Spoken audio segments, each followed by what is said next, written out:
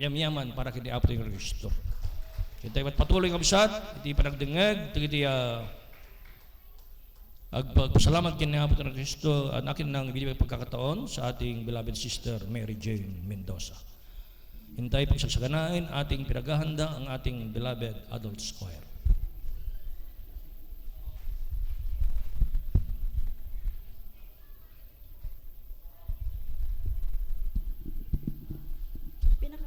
Na pagdakila at paglulhati, nauko lamang po sa ating pinakamamahal na Panginoong Hesus. Amen. Praise at Lord. pagalang po sa ating beloved pastor at sa kanilang mga beloved babies. At ako po'y bumabati ng happy 20th church anniversary. At nagpapasalamat po ako sa mahal na Panginoon dahil ako po'y panagpala sa araw na ito. At nagpapasalamat ako sa mahal na Panginoon dahil hanggang sa mga oras nito ako po'y pinag-ingatan ng mahal na Panginoon at nakarating rin po ng maluhat sa kanang banal na gawain. Noon din po mga minamahalan dyan na ako po'y walang kapayapaan at magulo rin po ang aking buhay dahil sa aking mga magulang. Ngunit salamat sa mahal na Panginoon, buhat na ako po'y nabautismon sa tubig sa pangalan ng mahal na Panginoon. Nandiyan na, binigyan din po ako ng kapayapaan.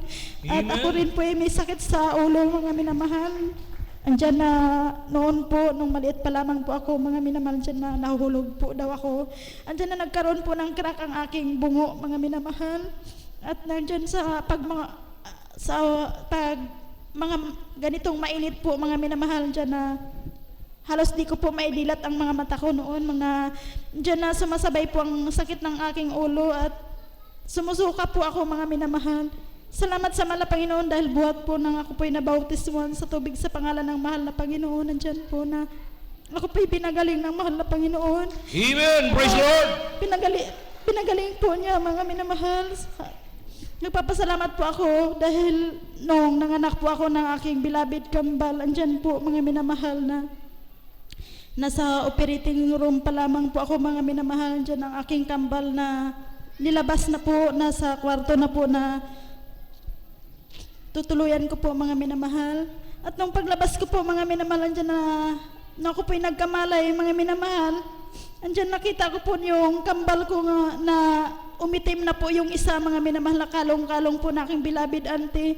Nandyan po na ako pinagsusumama sa mahal na Panginoon. Nandyan na nakita ko po ang isa, mga minamahal, sumunod na rin po. Andiyan kulay talong na po sila, mga minamahal. Andiyan na ako pinagsusumamo sa mahal na Panginoon na mahal na Panginoon, patawarin mo po kami sa lahat ng aming mga pagkukulang. Andiyan na nakita ko po, mga minamahal, na ang aking beloved na asawa, andiyan na dinadagukan na po yung upuan ng mga minamahal. Di na po niya alam gagawin niya.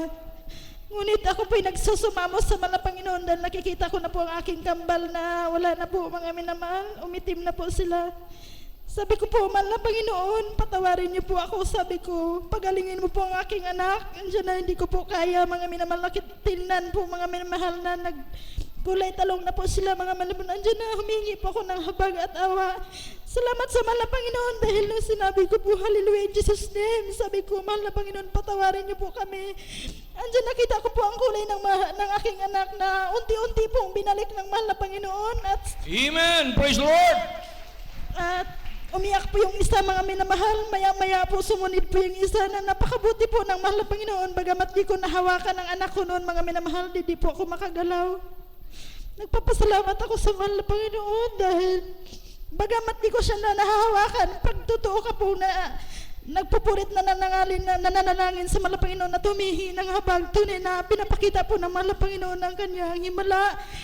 At pinapasalamatan ko din po ang mahal na Panginoon dahil sa araw-araw pong pag-iingat ng mahal na Panginoon. Noon din po, papatutuo ko rin po yung nangyari sa anak ko noon na nagdudumi po ng ilang araw, mga minamahal, 5 araw po.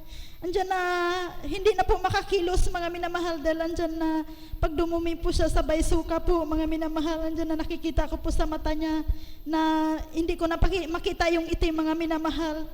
Ngunit salamat sa mahal na Panginoon dahil tinakbo po sa hospital noon ng aking beloved asawa po ng kapatid ng aking asawa, mga minamahal. Andyan na nananalangin po ako sa Malapay pagdating sa ospital dahil hindi na po gumagalaw ang anak ko, mga minamahal. Nagpapasalamat ako sa mahal na Panginoon dahil nung kinabitan po ng dextrose, andyan na gumana po agad, mga minamahal, at pinalakas po agad ng mahal na Panginoon at nakauwi na po kami kinabukasan. Nagpapasalamat ako sa mahal na Amen. Panginoon dahil